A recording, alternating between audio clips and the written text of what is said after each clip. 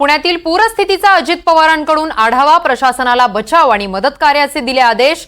मुख्यमंत्री शिंदेंसोबत अजितदादांनी केली चर्चा। सर्व अधिकाऱ्यांना फील्डवर उतरण्याचे आदेश देण्यात आलेले आहेत। उपमुख्यमंत्री अजित पवार मंत्रालयातील आपत्ती निवारण कक्षातून राज्यातील पूर परिस्थितीचा आढावा घेताना दिसतात।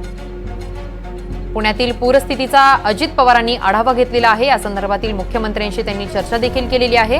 प्रशासनाला बचाव आणि मदत कार्याचे आदेशही अजित पवारांनी दिलेले आहेत।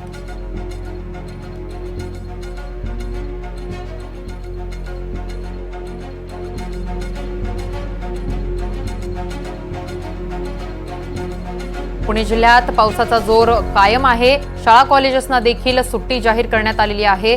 अनेक ठिकाणी पाणी साचलेलं आहे, जनजीवन विस्कळीत झालेलं आहे, तर नागरिकांचं स्थलांतर करण्याचं काम एनडीआरएफच्या पथकाकडून करण्यात येत आहे। याच पार्श्वभूमीवर पुण्यातील पूरस्थितीचा अजित पवारांनी आढावा घेतलेला आहे। या संदर्भातील मुख्यमंत्री एकनाथ शिंदे यांच्याशी चर्चा देखील केलेली आहे।